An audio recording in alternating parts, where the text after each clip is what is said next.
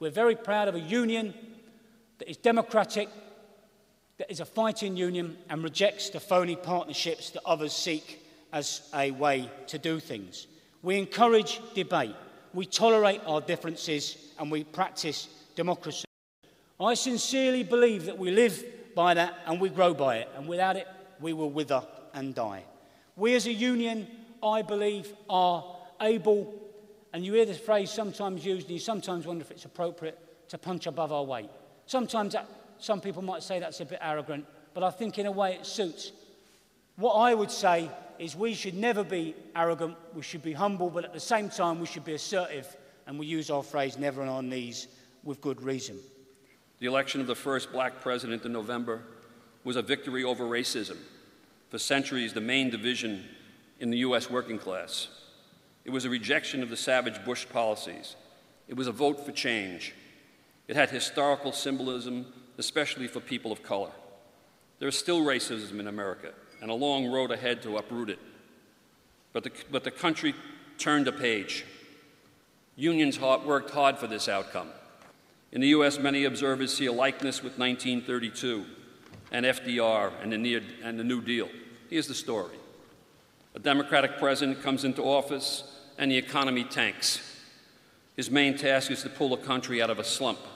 His economic policies are bold, experimental, leaving behind the discredited laissez-faire ideas of the past. That's a good comparison, so far as it goes. But the one key element is missing. The New Deal reforms did not spring from the generous heart of FDR. FDR was a politician from New York with centrist politics at best. The New Deal from 1932 to 45 was an era of social reform because it was an era of fierce struggle. The unemployment councils made the New Deal. The sit-down strikes in basic industry made the New Deal. The organization of 6 million workers in the new industrial unions and the birth of the Congress of Industrial Organization made the New Deal. Which brings me back to Obama and the union movement. He has a progressive background. He has defended and still defends important reform ideas. But the reality is his own election was financed largely by contributions from corporate America. Our world's on the basis of a precipice created not by working men and women, but created by business leaders and politicians that are driven by elitism and greed and really roll in their own arrogance and hubris and seem insulated from the values that human beings or the greater humanity hold close to their heart of decency and cooperation, peace and fairness. There's been a dislocation of leadership in this world that's laid low probably the greatest amount of wealth ever seen in the history, not probably, the greatest amount of wealth has been wiped out in the history of humanity. And there's been only one section of the society, our world society, that's paid for that.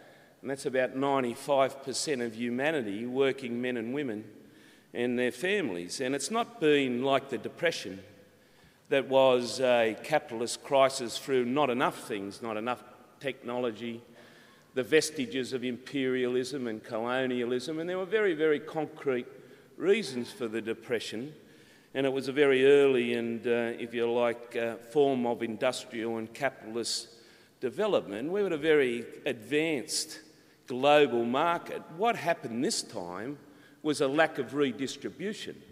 There was plenty of wealth, but it had polarised itself through a system that couldn't regulate itself upon proper moral and decent standards. クリティバで開催された ITF 鉄道部会総会において RMT が動議を提出しました。その内容は欧州司法裁判所が労働組合の争議権及び団体交渉権を規制するという4つの判決に対して ITF 加盟組合は連帯して戦っていこうという動議でした。RMT の動議に対して全面的な支持を表明するとともに全会一致で決議しようではないかと参加者に訴えました。なぜならば争議権や団体交渉権は組合員の利益を守る労働組合の能力であり、いわば労働組合の生命線だからです。They're even talking now about cutting the rates of social welfare in Ireland today. I didn't honestly think that we would ever see that day happening again. But unfortunately, it is the greed of those in the golden circle who unfortunately are driving that agenda with the support of a right-wing media and indeed throughout Europe, the support of many right-wing governments and including the European Court of Justice, who have had a number of rulings foisted upon us which are anti-worker. And it is about depriving workers of the power to protect their interest, to protect the paying conditions and the hard-fought pensions that we have gained over many years.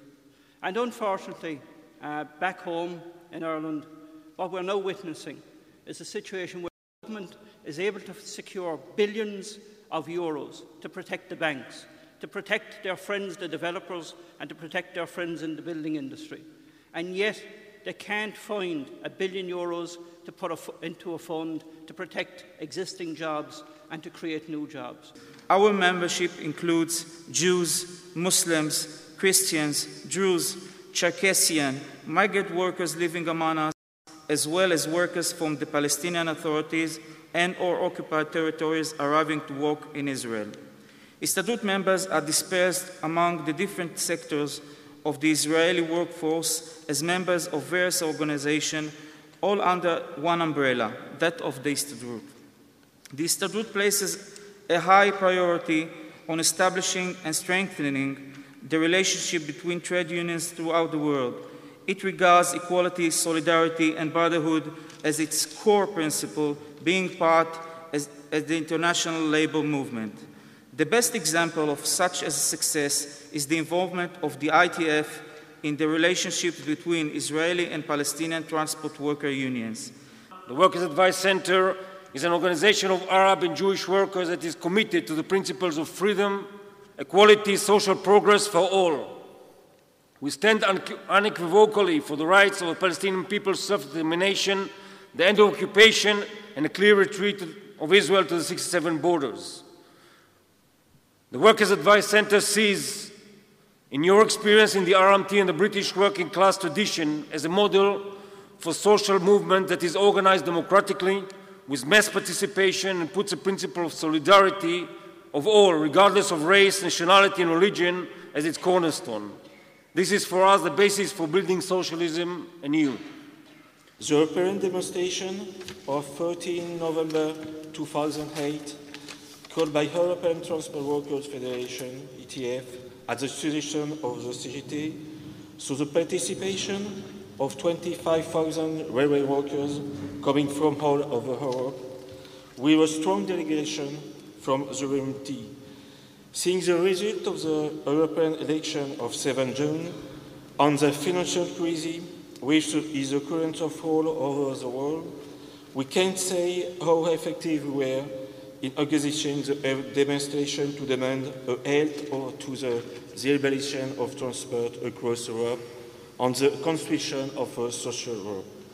The high level of extension, even if we regret it, translates into a rejection of liberal Europe where the law of free market competition prevails over society's needs of the right of workers. There are two trade unions out there, one that whinges and does nothing and one that stands and fights. And the people have got to make a clear choice now. Do they want to sign up for the People's Charter on a broad-based campaign to lead a progressive fight back for working men, unemployed men, women, pensioners and so on? Or do they want to sit back and go down the route of working for nothing, having everything taken off them, with pensions being cut, no housing, education being cut and so on? You know, it's funny, isn't it? We was told when the pensioners wanted their pension increase, there was no money. We was told when our kids went to universities and had to have 18 grand debt round their neck, there was no money. We was told when the railways wanted to be renationalised, there was no money. But all of a sudden, when a war comes along, they can find millions. And when these bankers come along, they can find millions.